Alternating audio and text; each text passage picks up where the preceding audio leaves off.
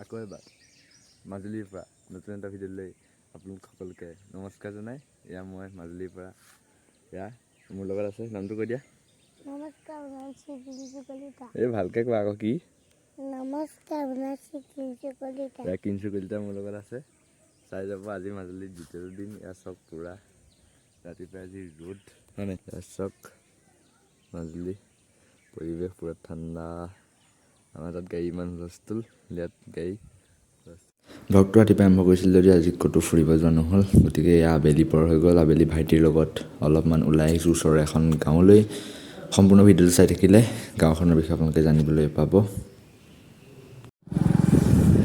মাজুলীৰ বাহিৰৰ গাঁওবোৰতো বহুতে দেখিছে, আমি আছোঁ ভিতৰত চাপৰিত। এয়া চাই লওক, এয়া চলাই আছে ভাইটিয়ে বাইক।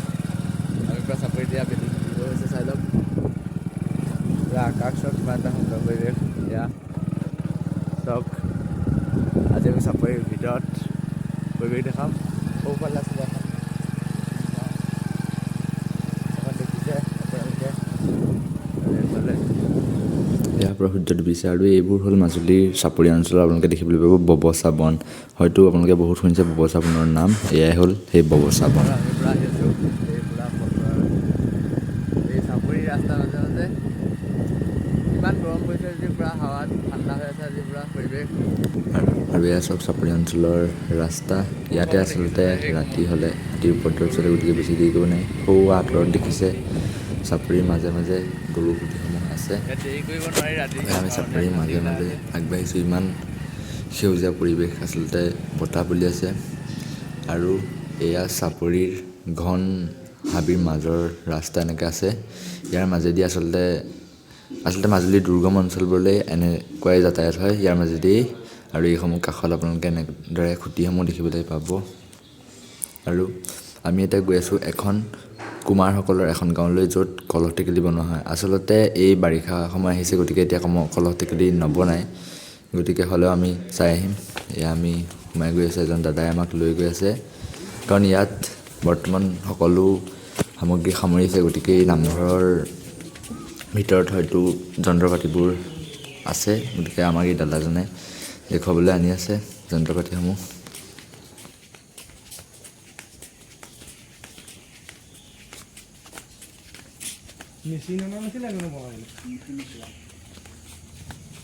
আচলতে এই দাদাজনে আমাক বহুত সহায় কৰিলে, আৰু আমাৰ ভাইটিয়ে দেখুৱাই দিব আপোনালোকৰ যন্ত্ৰসমূহ কেনেদৰে কাম কৰে। এয়া প্ৰথমটো যন্ত্ৰ আপোনালোকে চাই লওক, মটৰৰ সহায়ত। এতিয়া ভাইটি আছে, ভাইটিয়ে এতিয়া সমস্ত কেনেকৈ হয় এইটো বুজাই ক'ব।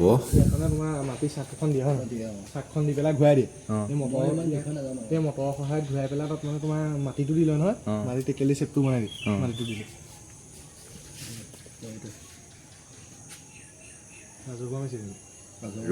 আৰু এইটো প্ৰথমটো মেচিন, আৰু এইটো হ'ল দ্বিতীয়টো মেচিন।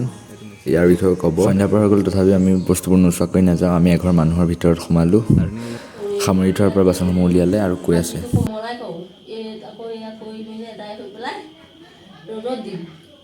ৰ'দত দি পেলাই আকৌ এইখনত বাঁহৰ পিটুন চলাই সেতি এইটো সেতি শকত কৰিব লাগিব, মানে তাৰপৰা এইটোত ৰং দিয়ে, এইটো পানী ৰং।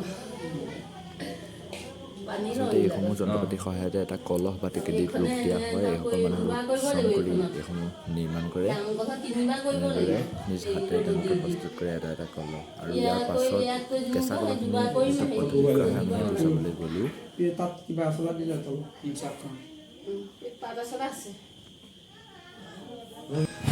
এইখনেই হ'ল সেই গাঁওখন, চাপৰি অঞ্চলত থকা এখন গাঁও।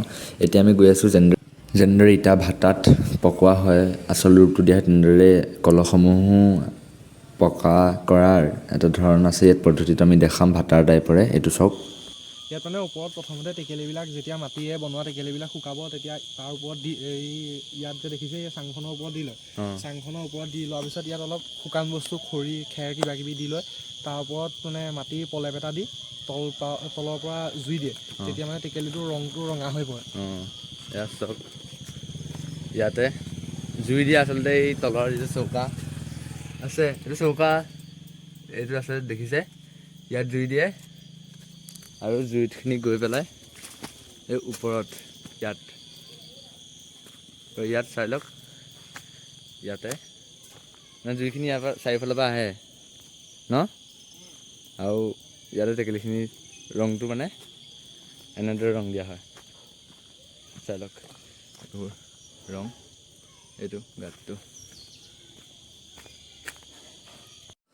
এনেদৰে মাজুলী দ্বিতীয়টো দিন কলহ টেকেলি কেনেদৰে প্ৰস্তুত কৰে চাই পেলাই গ'ল আজিলৈ ইমানেই পুনৰ প্ৰাৰ্থীৰ সৈতে আমি আকৌ লগ হ'ম আজিলৈ বাই